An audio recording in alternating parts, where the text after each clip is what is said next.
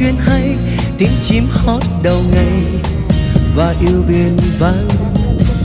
Tôi yêu ly cà phê buổi sáng, con đường ngập lá vàng.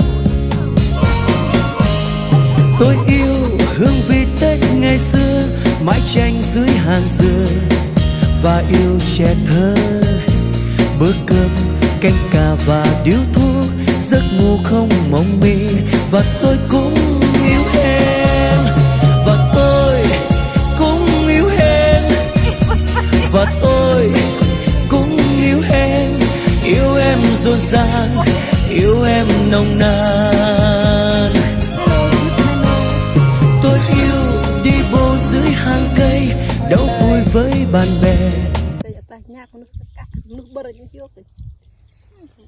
Long lời ba